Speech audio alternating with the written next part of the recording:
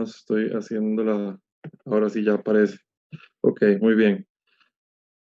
Vamos a poner básicamente entonces, pues mi revisión es sobre calidad de vida en enfermedad de Parkinson, qué instrumentos existen actualmente, cómo se hicieron, ¿verdad? Cómo se realizaron estos trabajos para llegar a realizar los cuestionarios. La última parte es pues la propuesta del cuestionario que yo realicé para poder eventualmente utilizarlo. Entonces, la primera parte van a ser generalidades sobre la enfermedad de Parkinson. Recordemos a James Parkinson, un cirujano inglés en 1817, fue el que primeramente describió la enfermedad, ¿verdad? Con las siguientes características. Él decía que los pacientes tenían movimientos tremulosos, involuntarios, capacidad muscular reducida, propensión a inclinar el tronco hacia adelante y pasar de caminar a correr con los sentidos y el intelecto no afectados. Básicamente esta descripción es la que nosotros vemos hasta el día de hoy cuando valoramos clínicamente a los pacientes, ¿verdad? Unos años después, en 1847, Marshall Hall acuñó el término de parálisis agitante para referirse a la enfermedad y algunos años después, el padre de la neurología moderna, Jean-Martin Charcot, ya pues la bautizó como enfermedad de Parkinson. Epidemiológicamente a nivel mundial, pues sabemos que está distribuida la enfermedad. No hay países, ¿verdad?, en los que no tengamos casos de Parkinson. Usualmente es una enfermedad ya de la edad adulta, entre los 40 y 70 años, con un pico de incidencia en la sexta década. Y se sabe que el 1% de la población mayor de 60 años a nivel mundial está afectada con esta enfermedad. Incluso se considera que es la segunda enfermedad neurodegenerativa más frecuente a nivel mundial. También se sabe pues que predominantemente afecta a los hombres, ¿verdad?, sobre las mujeres. Y para las estadísticas de Estados Unidos y Europa, que es donde hay más estudios epidemiológicos, la incidencia es de 160 por cada 100.000 habitantes. También hay una asociación entre los países industrializados, regiones agrícolas, zonas rurales y mayor incidencia de padecer la enfermedad.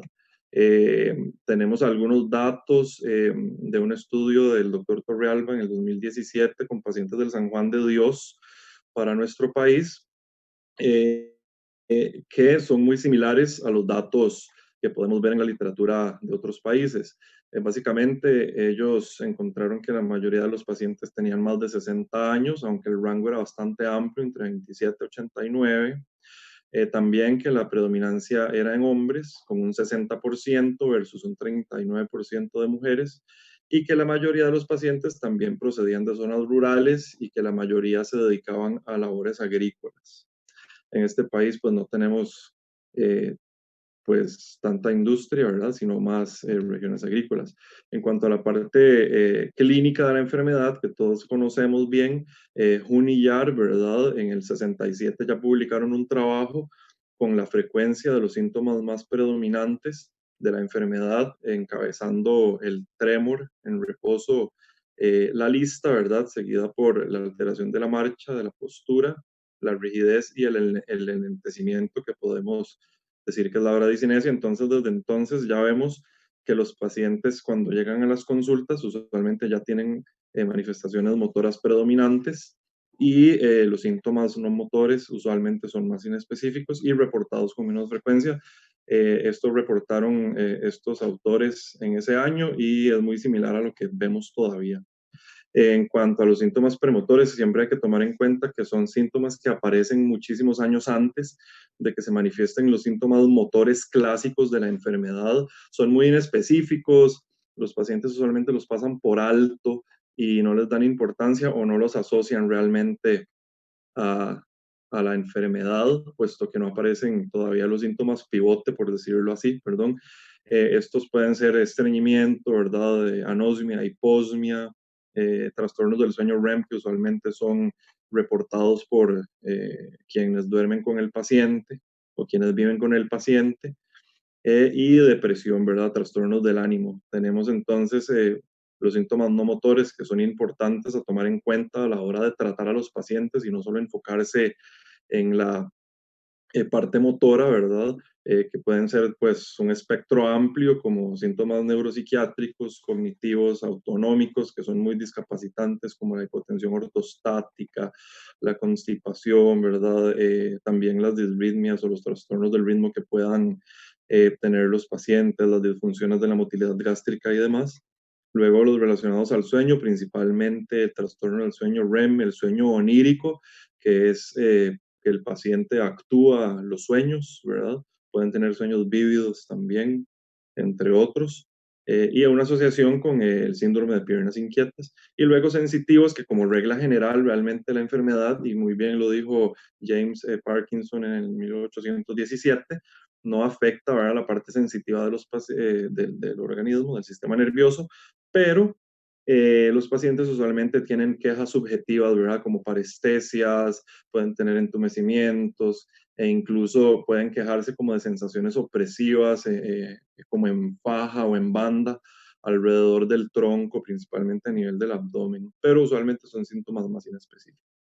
En cuanto a lo que decía James Marshall, James Parkinson, de que no se afecta el intelecto, esto realmente no es cierto. Sí sabemos que los pacientes eventualmente cursan con deterioro cognitivo y pueden llegar a desarrollar una demencia. Y pues entramos a la parte de síntomas motores clásicos, los que todos conocemos, ¿verdad? La mnemotecnia de Britt o TRAP. Britt me gusta más a mí porque me parece que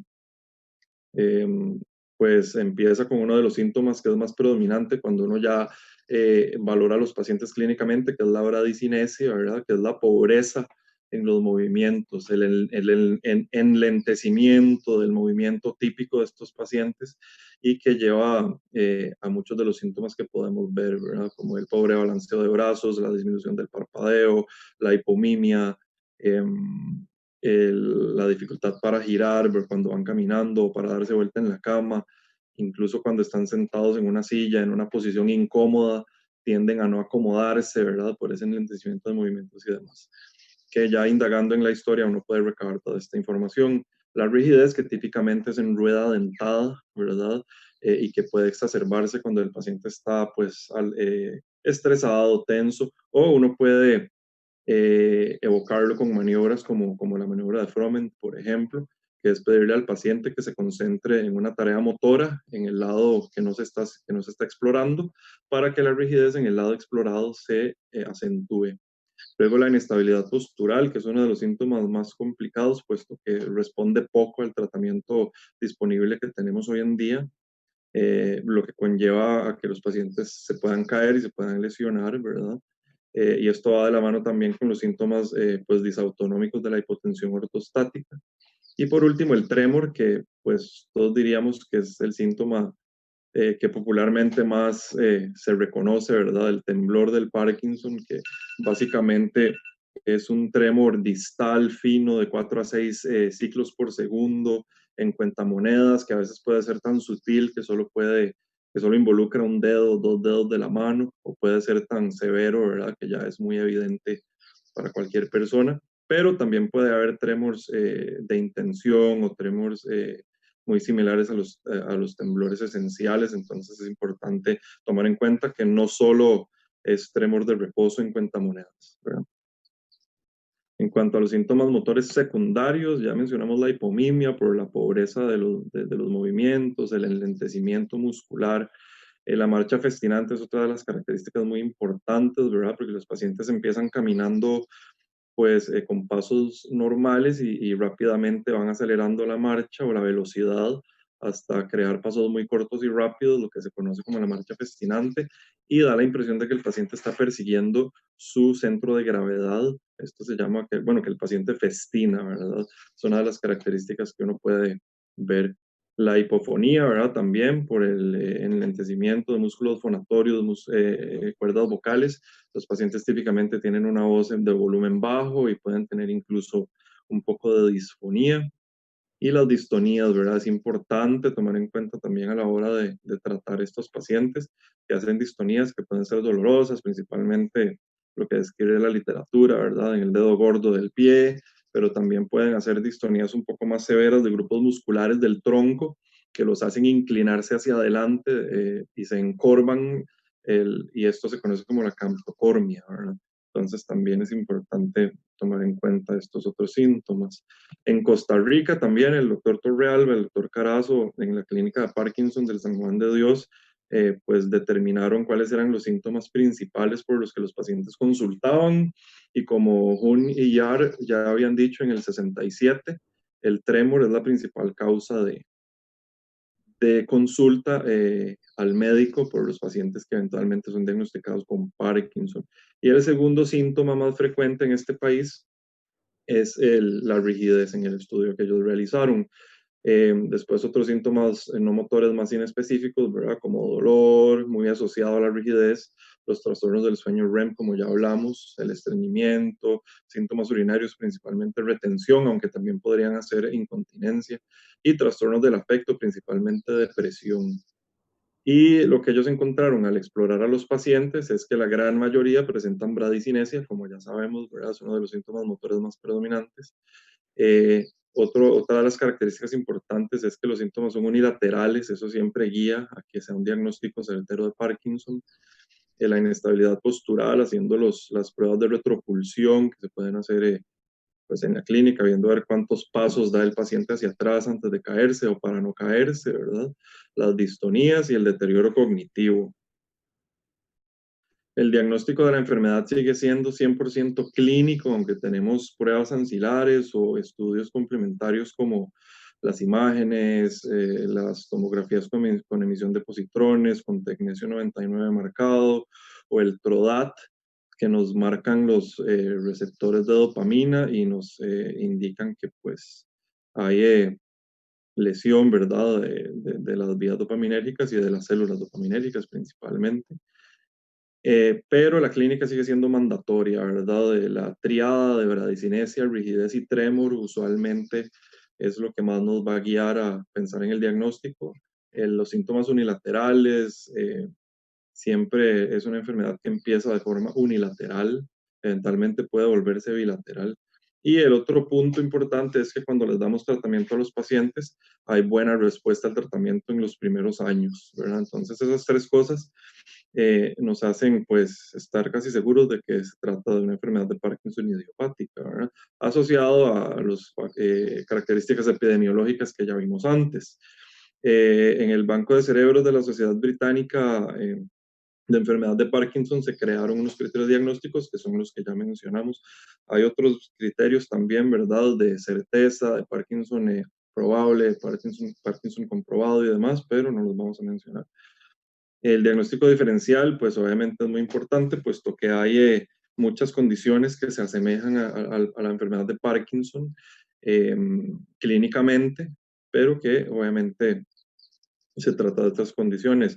La literatura dice que hasta un 18% de los pacientes que tienen el diagnóstico de Parkinson, cuando mueren y se les hacen autopsias, tienen cambios histopatológicos compatibles con otras enfermedades neurodegenerativas, y que un 25% de los pacientes con Parkinson fueron primeramente diagnosticados con otras enfermedades. Entonces eso pues son números importantes que nos hacen saber que de repente el diagnóstico tampoco es tan sencillo y siempre hay que considerar algunas otras cosas para poder ponerle, digamos, ya la firma de que se trate de esto.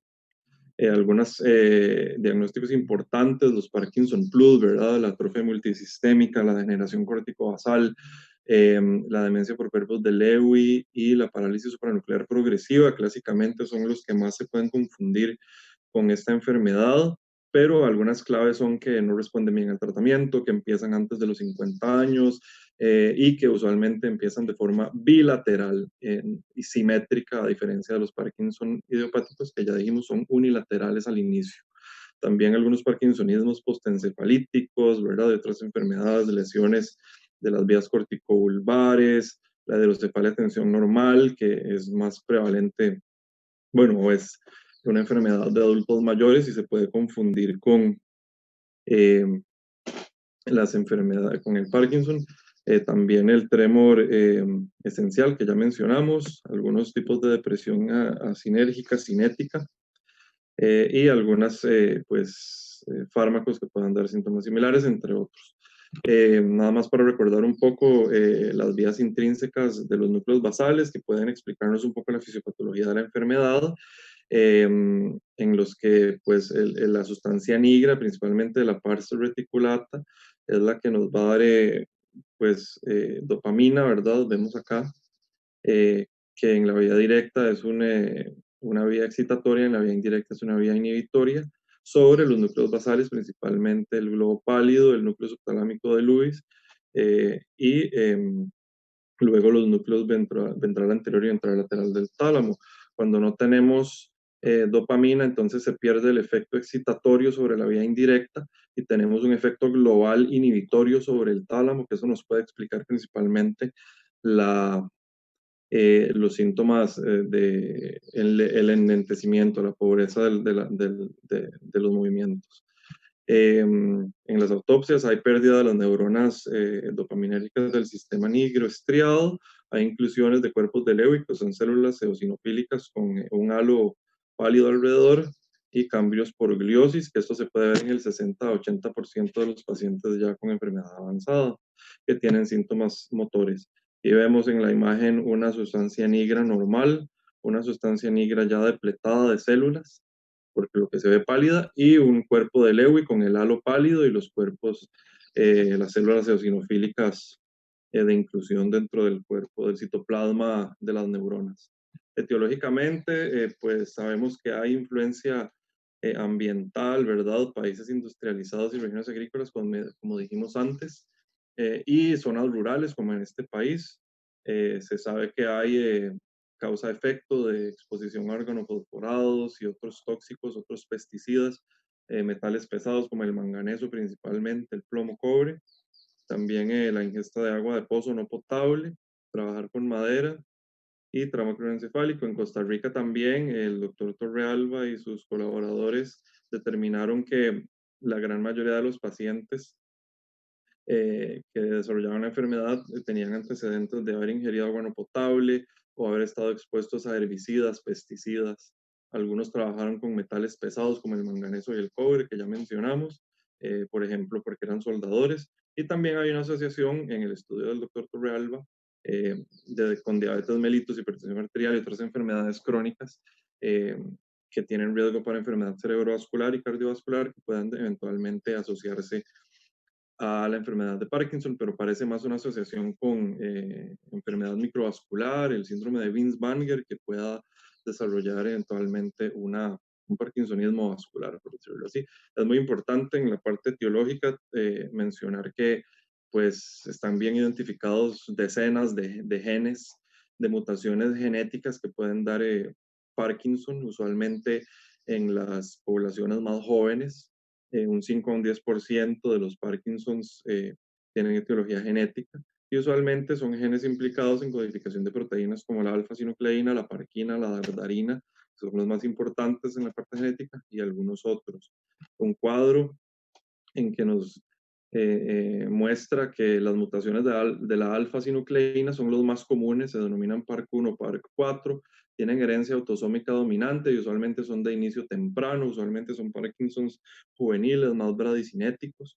Luego la parquina, que es otro de los genes más comunes, pero que en este caso es autosómica recesiva, también en casos tempranos, ¿verdad? Que explica el 50% de los casos genéticos y hasta un 20% de los casos esporádicos de Parkinson juvenil.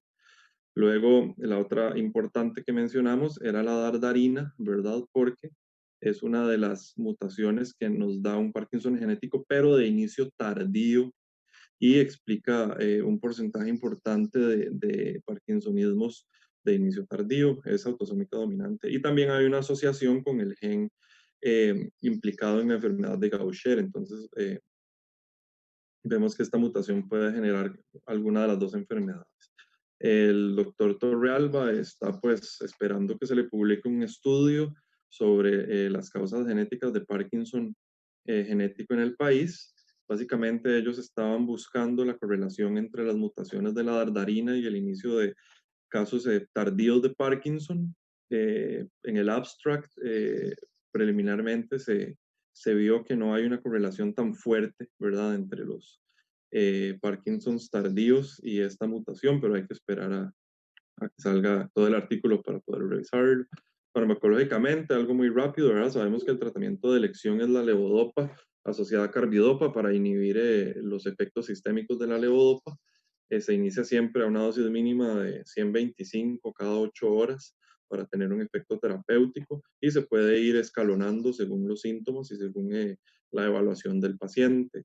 Existen otras presentaciones, ¿verdad?, de liberación prolongada, geles intestinales que se pueden poner directo al yeyuno con una sonda yeyunal, y también parches, entre otras cosas, y los batidos de levodopa, que yo siempre pregunto cómo los preparan y no hay un consenso realmente, pero en algunos pacientes parece funcionar. Em, Siempre se inicia con esta terapéutica y contrario a la creencia de que acelera la progresión de la enfermedad, esto pues realmente no se ha comprobado y uno puede sin temor empezar el tratamiento en los pacientes incluso que han debutado más jóvenes. Luego, los inhibidores de la catecol o metiltransferasa o la COMT, ¿verdad? Principalmente el entacapone, eh, que inhibe el metabolismo de la levodopa, por ende aumenta su biodisponibilidad y su efecto terapéutico. 200 miligramos con cada dosis de levodopa, hasta 1600 miligramos al día. Principalmente hay que tener cuidado con el tolcapone, que ya no se usa por la hepatotoxicidad tan importante que presentaba. El entacapone todavía se puede utilizar. Los agonistas dopaminérgicos no ergotamínicos principalmente, como el pramipexol, la rotigotina y la pomorfina, que es un medicamento recientemente aprobado. Estos se prefieren no ergotamínicos porque los ergotamínicos como la cabergolina y la bromocriptina se asocian a enfermedad de las válvulas cardíacas, entre otras cosas. Entonces prácticamente que no se usan. Aquí en el país, pues en el medio usamos todavía la bromocriptina. Ahí están las dosis, ¿verdad?, recomendadas inicialmente, y hay que recalcar que esos tratamientos usualmente son coadyuvantes o que se asocian a la levodopa. Rara vez se usan como primera línea. Se sabe que tienen menor efecto sobre los síntomas, ¿verdad? Y eventualmente el paciente va a necesitar eh, pues levodopa, ¿verdad? Y por último, los inhibidores de la monoaminoxidasa, de la B, de la MAO-B, que son la selegilina y la rosagilina, que también previenen degradación de la levodopa y limitan su recaptura, aumentando entonces su biodisponibilidad y su efecto terapéutico. Los principales efectos adversos de estos medicamentos son enfermedades, exacerbación de enfermedades psiquiátricas, ¿verdad? Como pues alucinaciones, psicosis, pues los pacientes se pueden poner maníacos y se ponen ludópatas, entre otras cosas, hipersexuales y demás, entonces siempre hay que tomar en cuenta estos medicamentos a la hora de iniciarlos, principalmente en pacientes adultos mayores, porque también pueden acelerar el deterioro cognitivo. La mantadina es un medicamento que se asocia a la levodopa cuando está muchas disquinesias, ¿verdad? Sabemos que la levodopa a los 3, 5 años de haberse iniciado, como uno de sus efectos adversos es que los pacientes experimentan disquinesias. Se les puede asociar entonces la amantadina, que es una antagonista del receptor de NMDA, para controlar esta sintomatología. En cuanto al tratamiento de los otros síntomas, ¿verdad? Tenemos el uso de los anticolinérgicos. La literatura, pues, recomienda la triexilfenidil, pero nosotros usamos el biperideno para el tratamiento del trémor cuando este ya no responde a levodopa. Para tratamiento de síntomas no motores como neuropsiquiátricos y demás, tenemos una gama amplia de tratamientos con, pues, resultados más o menos satisfactorios, ¿verdad? Sabemos que como es una enfermedad neurodegenerativa progresiva, eventualmente los síntomas van a ser muy predominantes y poco controlables con el tratamiento que tenemos. Por último, por la parte del tratamiento, tenemos el abordaje quirúrgico. Antes se hacía talamotomía, palidotomía, pero recientemente se usa la estimulación cerebral profunda, ¿verdad? Que inhibe, ¿verdad?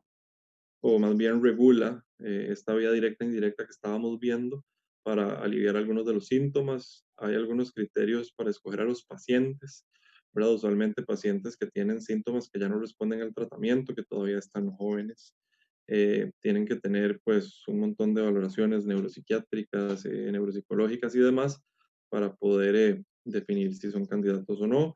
Usualmente los pacientes mayores se les restringe un poco más porque el tratamiento puede aumentar también el deterioro cognitivo y tener complicaciones quirúrgicas como sangrados y demás. La clasificación clínica, para terminar esta primera parte, hay un montón de instrumentos que se pueden utilizar para evaluar a los pacientes con enfermedad de Parkinson. La más difundida, ¿verdad?, es la escala modificada de Junillar, porque es una escala corta clínica que uno puede aplicar en la visita al médico, que es limitada en tiempo. Y tenemos una que es un poco más extensa, que es la escala de la UPDRS y de la Sociedad de Trastornos del Movimiento, que incluye tanto la valoración clínica del médico como la parte subjetiva o la percepción del paciente sobre su enfermedad. Y así existen otros instrumentos. También los cuestionarios de calidad de vida a los que ya vamos a entrar. Nada más para recordar ahí la escala modificada de Junillar. La segunda parte, entonces, habla ya más específicamente de lo que es calidad de vida. Tenemos que empezar mencionando lo que dice, cómo define la Organización Mundial de la Salud lo que es calidad de vida, que es un estado de bienestar físico, mental y social, y no únicamente la ausencia de enfermedad. Entonces, siempre que valoramos un paciente, tenemos que preocuparnos no solo de darle tratamiento para sus síntomas motores, sino también para todo el espectro de síntomas que presentan los pacientes y de lo que principalmente afecta su calidad de vida. Para eso están diseñados los cuestionarios de calidad de vida específicos para enfermedad de Parkinson. Hay algunos lineamientos que tiene la Organización Mundial de la Salud para poder desarrollar los cuestionarios, ¿verdad? Y pues ellos tienen un ejemplo que es el QOL-100 y su forma acortada, QOL-BREF. Básicamente, a grandes rasgos, los cuestionarios tienen que tener unos dominios específicos que valoran salud física, salud psicológica, relaciones sociales, factores ambientales y todas las facetas o rubros que involucran cada uno de estos dominios. Para una enfermedad específica, entonces vamos a escoger los dominios que están principalmente afectados y ya vamos a ver cómo se desarrollan. Hay que aplicarle por lo menos a 100 personas el cuestionario, que sean adultos, y en un lapso de 2 a 4 semanas de valoración de síntomas. Se puede hacer una estratificación, pero esto no es necesario, de dividir a los pacientes por edad, por género y demás, pero esto no es estrictamente necesario. La puntuación usualmente se hace sobre una escala de 0 a 10 promediada, ¿verdad? Como una escala de 3. Entonces ahí está el ejemplo. Si todo el valor bruto de cada dominio nos da 5 y el valor obtenido de cada dominio nos da números diferentes, calculamos el valor total eh, o el valor obtenido y lo promediamos para que nos dé un puntaje global de 0 a 100. Ellos dicen que 100 es la mejor calidad de vida, 0 es la peor calidad de vida, pero en los cuestionarios esto no aplica necesariamente. Y hay unos criterios de estos señores, Guyat, Kirchner y, perdón, Juniper, que dicen que además deben reflejar las áreas de funcionamiento importante para los pacientes, esto muy importante en Parkinson, deben medir aspectos físicos y emocionales, no solo la parte motora, ¿verdad? Hay que analizarlos estadísticamente, validarlos y eventualmente que sean cuestionarios simples y fáciles de responder. Ok, ya es más específicamente en lo que es calidad de vida en la enfermedad de Parkinson. Sabemos que es una enfermedad neurodegenerativa muy discapacitante que va progresando y afecta, pues, importantemente muchas esferas de la vida de los pacientes, principalmente la parte física, la parte mental y la parte social, porque son pacientes que están en todavía edad laboral, ¿verdad? Edad productiva y se ven incapacitados para trabajar y para poder hacer otras actividades, pues, de ocio y demás. Hay muchas escalas, vamos a hablar de 4 específicas rápidamente, que son para enfermedad de Parkinson, la PDQ-39, la PDQ-8, la PDQ-L y la PDQ-ALIF. Los demás no son tan específicos o son más bien demasiado específicos para la parte cognitiva, para la parte psicosocial. Y los demás son muy genéricos, involucran otras áreas que no nos interesan. El PDQ-39 fue el primer cuestionario que se desarrolló en Inglaterra en el 95 y para poder pues validarlo y ponerlo en uso se dividió en 3 etapas. Primero reclutaron pacientes, los entrevistaron para ver cuáles eran las áreas que ellos consideraban principalmente afectadas. De a esa información generaron 65 preguntas con respuestas de 0 a 4, que eran nunca, casi siempre, siempre. Eh, Se le enviaron estas preguntas a otros 21 pacientes.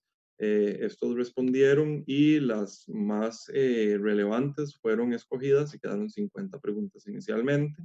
Después estas preguntas se enviaron a 454 pacientes, de estos respondieron 359 y esto se pudo usar para hacer un análisis de factores. Aquellos que tenían un valor mayor de 1 en este análisis fueron escogidos y quedaron 39 preguntas, que son las que conforman actualmente el cuestionario. Los dominios involucrados son 8, que son movilidad, actividad de la vida diaria, bienestar emocional, estigma, red de apoyo, esfera cognitiva, comunicación y malestar corporal. Y el puntaje, como ya vimos, se asignó de 0 a 100 promediado. La etapa 3 entonces fue este ya cuestionario definitivo, mandarlo a otro número de pacientes, 405 en este caso, contestó aproximadamente la mitad, pero a estos también se les pidió que llenaran otro cuestionario general sobre calidad de vida para comprobar la fiabilidad y la construcción del nuevo instrumento. Eventualmente se hizo un análisis de factores y los 39 ítems tuvieron un valor mayor a 1 y eso concluyó la construcción. Ya se definieron las 39 preguntas y se distribuyeron en los 8 dominios que vimos y se pudo validar la escala. Ahí están los dominios que ya mencionamos por número de ítems. Luego existe la escala PDQ-8 o el cuestionario PDQ-8, que es una versión acortada del que acabamos de ver. Es una versión resumida, ¿verdad? Los mismos autores en el mismo país, en el 96.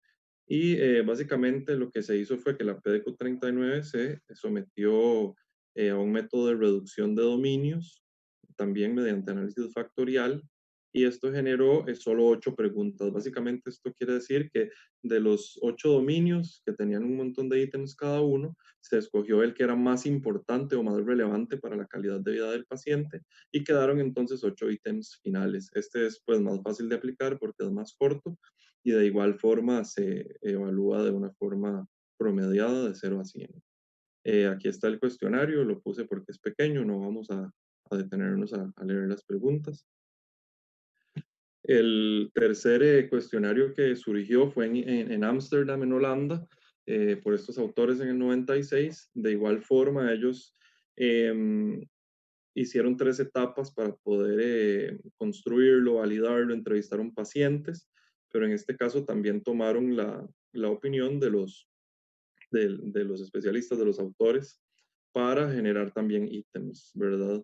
Entonces se generaron 73 preguntas sobre lo que los pacientes referían y sobre lo que los clínicos habían observado en sus pacientes y salieron estas 73 preguntas, se les aplicaron a 13 pacientes, después de eso se hizo otra vez el análisis de factores, todos con valor mayor a 1 fueron escogidos y quedaron 37 preguntas.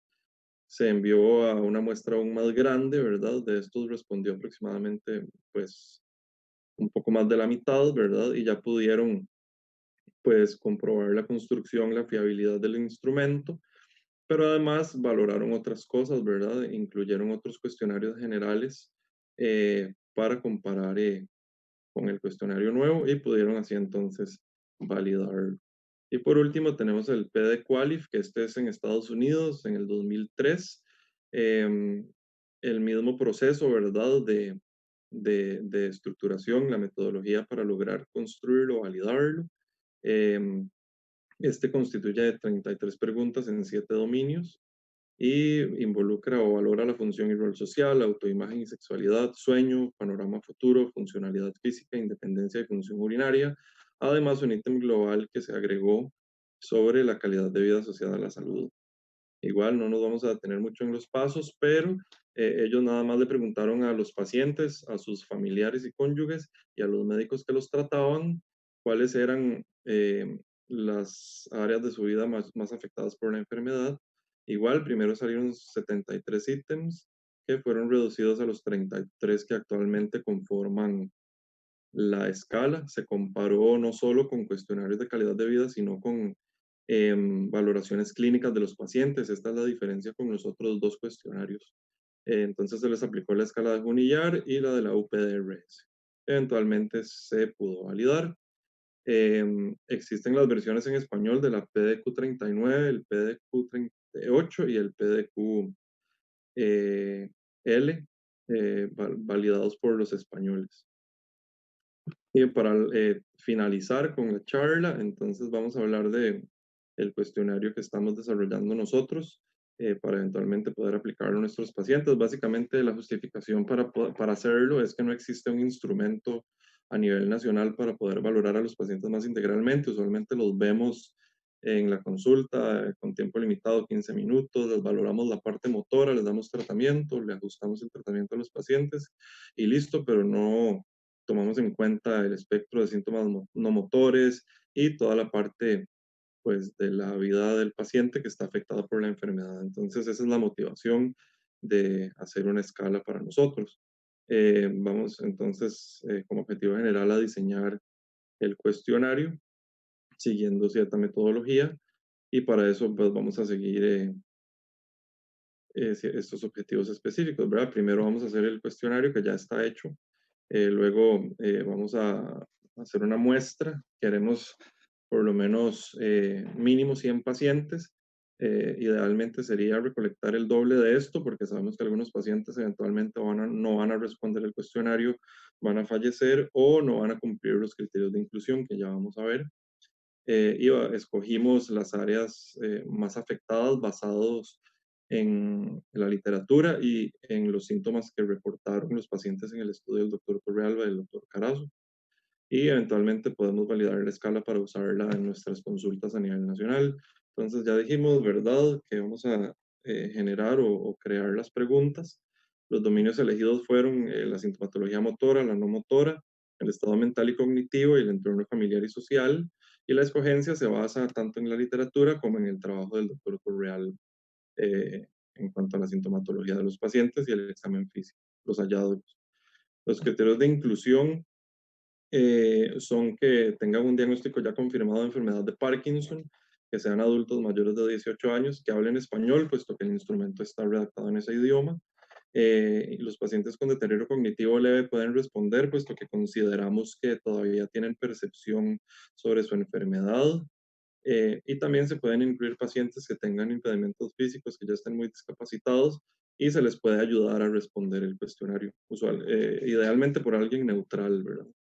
Y los criterios de exclusión, que más bien se trata de un parkinsonismo atípico o que no esté confirmado el diagnóstico de Parkinson, menores de edad, que haya barrera del idioma, pacientes que no firmen el consentimiento o que ya estén demenciados, ¿verdad? Clínicamente determinados. Eventualmente podemos aplicar el cuestionario por vía telefónica o de forma presencial. En estas épocas, ¿verdad?, será por vía telefónica a los pacientes y después haremos el análisis de la validación. El cuestionario pues está aquí, ¿verdad? Ya está generado. Tenemos un rango de 0 a 4.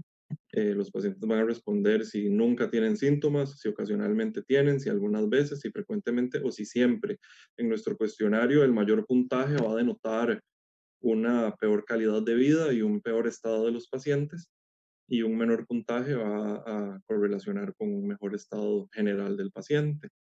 Em, Probablemente vamos a encontrar que los mayores puntajes van a correlacionar con mayores años de progresión, ¿verdad? O mayores años desde el diagnóstico, ya con peor respuesta al tratamiento y con mayor discapacidad y también muchos efectos adversos al tratamiento.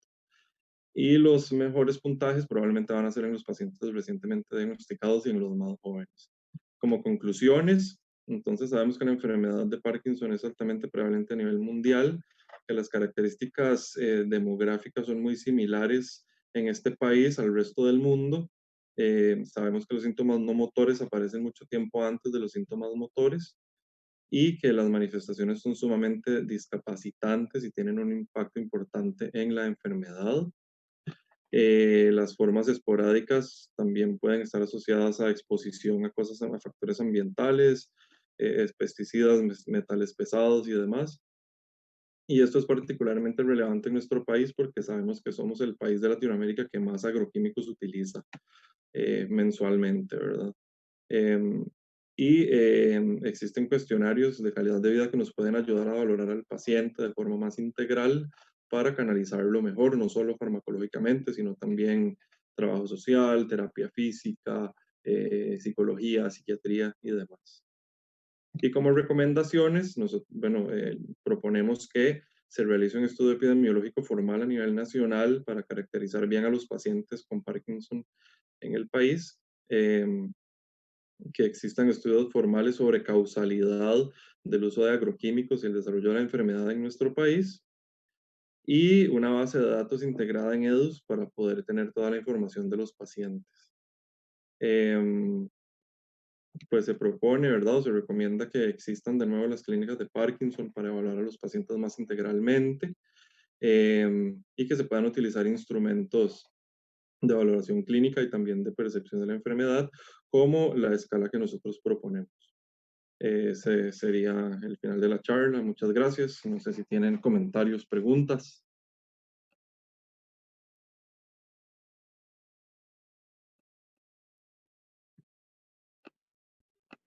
Hay una pregunta del doctor Barbosa en el chat. Vamos a ver. Huete. Sí, señor. Buenos días. Muchas Buenos días. felicidades por el trabajo. Una pregunta. Digamos, la última recomendación suya Sí, de señor. hacer un estudio sobre causalidad de exposición a agroquímicos y desarrollo de enfermedad de Parkinson, ¿cómo propone hacerlo? Bueno, tomando en cuenta que los pacientes vienen de zonas rurales, que usualmente se dedican a la agricultura, tenemos que empezar a buscar estos pacientes que tengan ya el diagnóstico y obviamente, pues, determinar si el tiempo de exposición, obviamente, al que estuvieron trabajando con esto, eventualmente detonó en que desarrollaran síntomas. Entonces, principalmente tenemos que reclutar a los pacientes de las zonas agrícolas, y pues hacer un registro de cuáles son los pesticidas o los agroquímicos que se habían estado utilizando para ver si son los que también se describen en la literatura de otros lugares. Sí, Huete, eso sería más bien como un estudio de asociación, porque para que usted determine causalidad, tiene que aleatorizar a los expuestos y no expuestos. Y eso tal vez con agroquímicos es un poco difícil en el tema ético. O sea que lo que quiero decirle es que hacer un estudio de causalidad respecto a la exposición de agroquímicos y el desarrollo de enfermedad de Parkinson, en la práctica no es posible porque tiene limitaciones éticas tremendas. Sí, señor. Pues estoy viendo las preguntas aquí, perdón. Es el doctor Barbosa que se convendría hacer una comparación con algún cuestionario ya validado para comparar su desempeño. Bueno, los estudios ya realizados usualmente comparan pues el cuestionario que está siendo desarrollado con otras escalas de calidad de vida, pero que son más generales. Yo lo que propongo es que se pueda hacer una valoración clínica, digamos, del paciente, no necesariamente con presencial, y se puede usar la escala de Hunillard, ¿verdad? Uno le puede preguntar al paciente más o menos cómo está en cuanto a sus síntomas para determinar su estadio y correlacionar con lo que responden en el cuestionario. Y si eso no nos da, pues, una fiabilidad de la construcción, entonces podríamos compararlo con un estudio ya validado, principalmente con el PDQ-39, que es el que es de más fácil aplicación y que además está validado en su versión en español.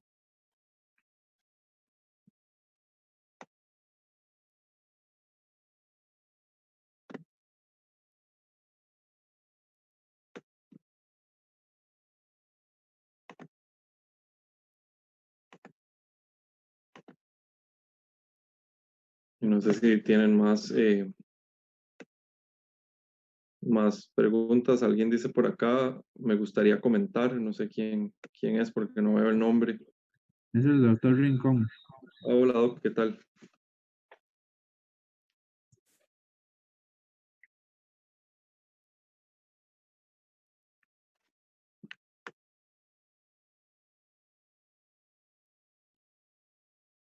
Mientras el doctor Rincón hace la pregunta, cuando revisaste el estudio de Torrealba, él había hecho un subanálisis de la exposición a pesticidas.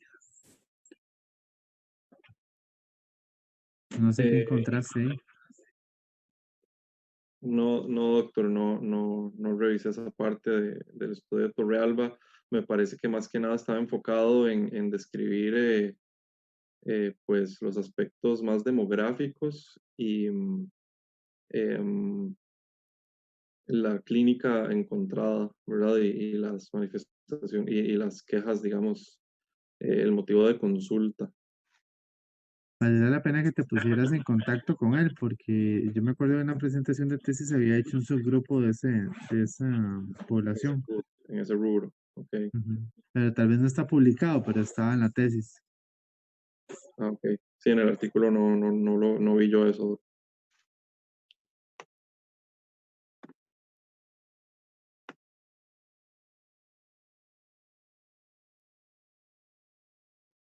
Rincón, tal vez lo puedes escribir si no te está sirviendo el micrófono.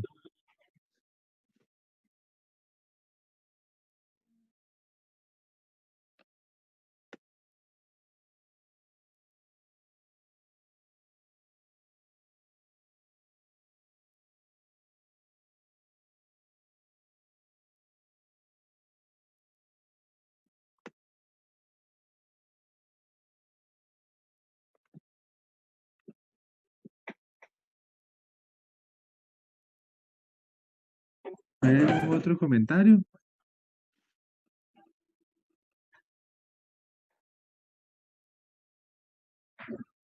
Yo sí tengo un pequeño comentario al final, Juguete, que tal vez, ya que has montado bastante parte del protocolo, pero que no pudiste,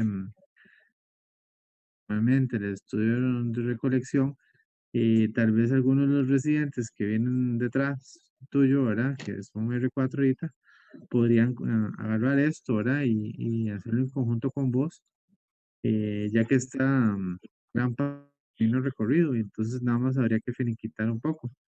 Entonces tal vez podrías apoyarte con alguno de ellos, ¿verdad? Sí, señor, la idea es concluirlo. Ya de hecho, bueno, está el protocolo listo y demás. En cuanto abran los comités de ética, se puede presentar para que se apruebe y empezar a correr. Incluso ya también hay un número importante de pacientes recolectados, pero que no se han empezado a contactar por no tener la aprobación aún, ¿verdad?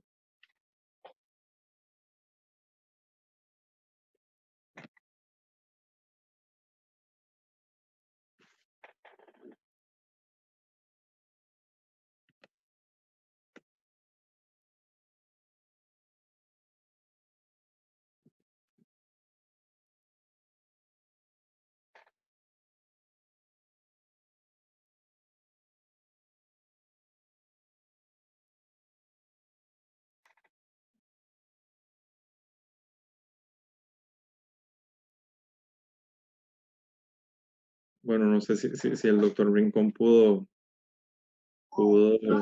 Hola, la pregunta. hola, Hola, doctor, ¿qué tal? ¿qué hubo? ¿Qué tal? ¿Cómo están? Mira, es un comentario más que todo.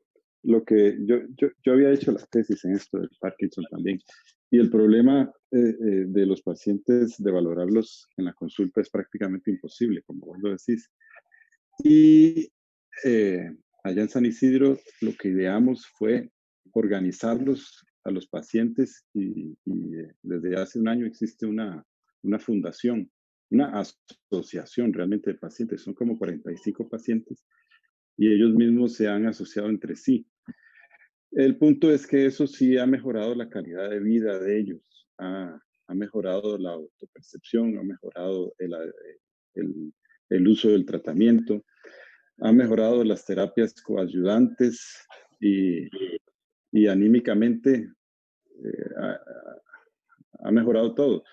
Sin embargo, sería muy interesante pasarles este instrumento tuyo y tratar de hacer como una proyección retrospectiva cómo estaban antes de la fundación. Porque más que las clínicas de Parkinson, pienso que hay que empoderar al paciente y ser ellos los que ayuden en toda esta cuestión no farmacológica que es la más difícil, ¿verdad? Correcto. Ese era el comentario. Muchas gracias, doctor.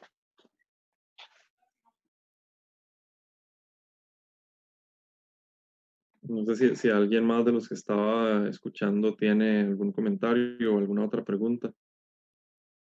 Por cuestiones de tiempo, vamos a seguir a la próxima presentación, que es el doctor Pablo Odio.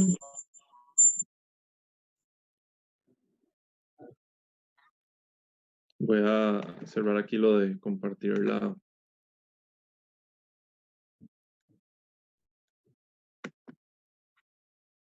pantalla.